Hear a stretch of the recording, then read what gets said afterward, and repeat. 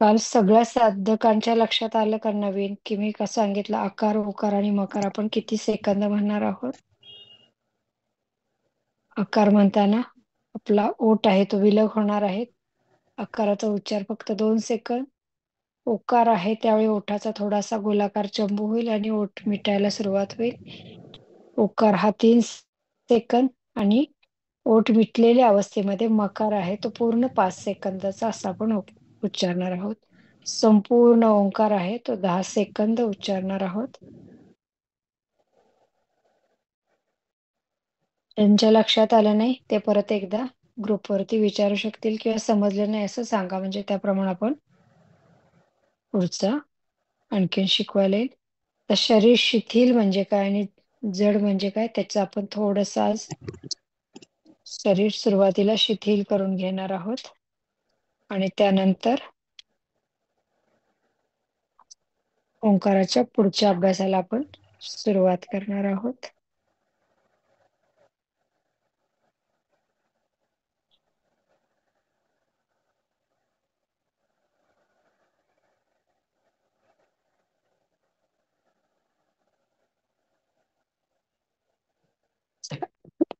सर्वात प्रथम एकदम पाठीतनं सरळ बसण्याचा प्रयत्न करायचा आहे.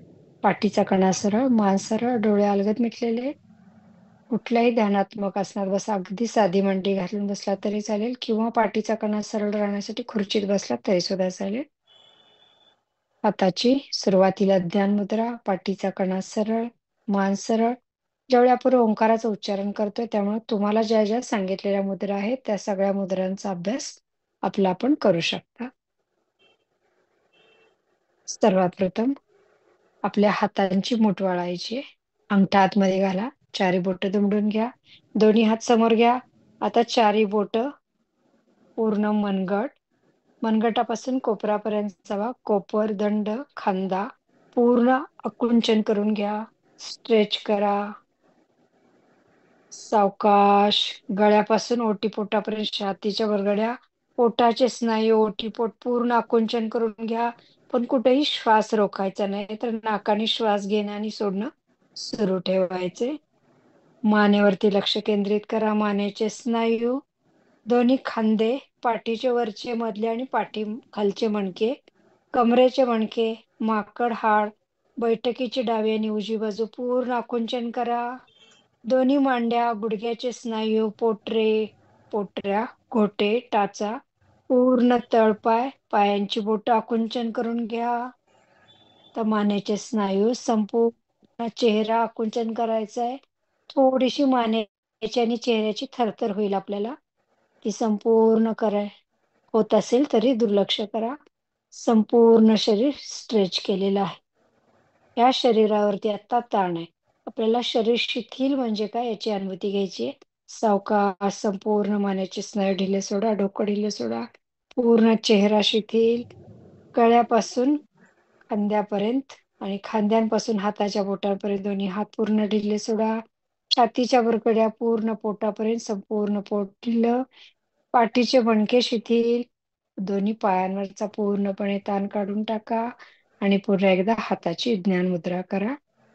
शरीरावरती ताण असणं म्हणजे आता आपण जे अगोदर केलेली कृती आहे तो, आणि ताणविरहित शरीर म्हणजे आता जे ढिल्लं पडलेलं शरीर आहे त्याला ताणविरहित म्हटलं जातं. ज्यावेळी मी तुम्हाला अवयव ध्यान सांगते त्यावेळी आपलं जे आता शरीर शिथिल झालेलं आहे असं शरीर शिथिल करण्याचा प्रयत्न करायचा आहे. इतर वेळेस मात्र आपल्या शरीरावरती दिवसभराच्या कार्यामुळं ताण असतो. त्याचबरोबर ती मनामध्ये असंख्य विचारांची शृंखला चालू असते आणि ती अखंडित असते.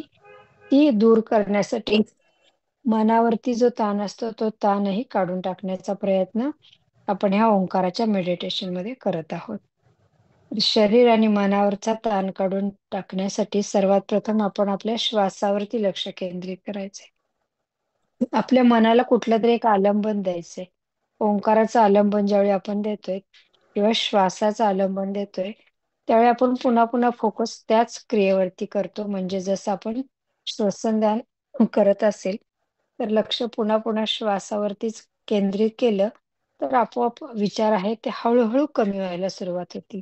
एकदमच पूर्ण मन हे निर्विचार होणार नाहीये, पण ते हळूहळू व्हायला मदत होईल. त्यासाठी लक्ष श्वासावरती पुन्हा पुन्हा केंद्रित करायचे. श्वासावरून लक्ष दुर्लक्षित झालं तर पुन्हा पुन्हा ते श्वासाकडेच केंद्रित करण्याचा प्रयत्न करायचे. जसं आपण नंतर ओंकाराचं उच्चारण करतो त्यावेळी पुन्हा पुन्हा लक्ष ओंकाराच्या उच्चारणावरती किंवा ओंकाराचा आकार आपल्या डोळ्यासमोर ते आणून त्याच्यावरती लक्ष केंद्रित केलं तर त्यामध्ये आपण आणखीन एकाग्र एकाग्र होत जातो आणि आपोआपच न कळतरित्या मनातील विचार हे दुर्लक्षित होत जातात आणि मनाची एकाग्रता वाढायला मदत मिळते.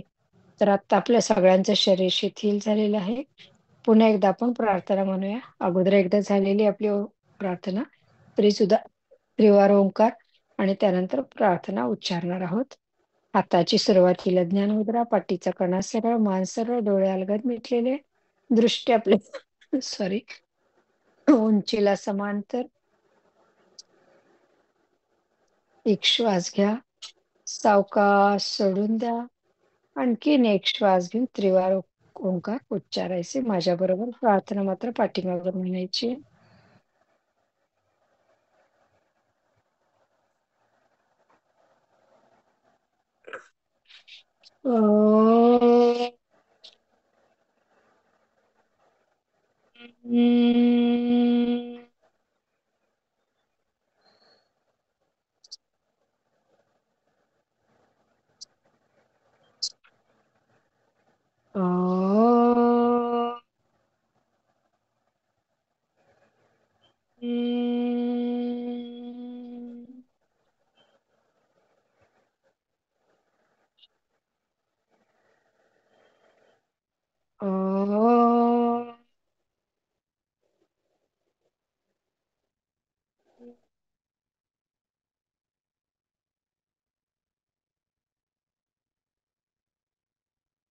गुरुर्ब्रह्मा गुरुर्विष्णुः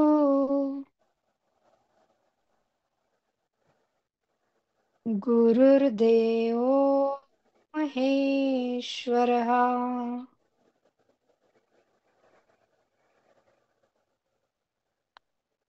गुरुः साक्षात् परब्रह्म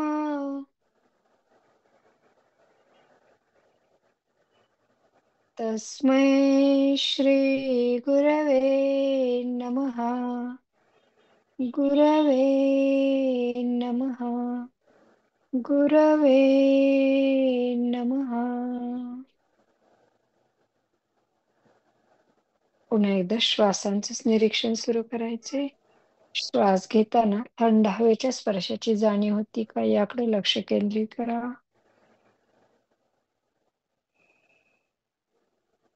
तर श्वास सोडताना शरीरातील उबदार हवा दोन्ही नाकपुड्यांवाटे शरीराच्या बाहेर सोडली जाते.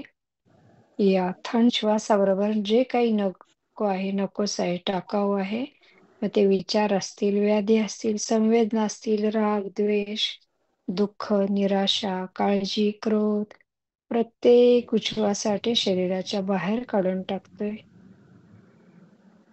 ही क्रिया सुरू ठेवा.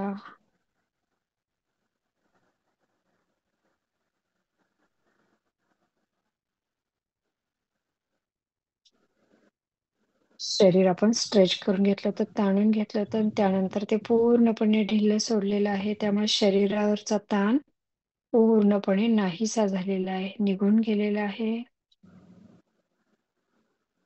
एक दीर्घ श्वास घ्या, सावकाश सोडून द्या. आणखीन एक दीर्घ श्वास घ्या आणि माझ्या बरोबरच ओंकाराचं उच्चारण करायचे.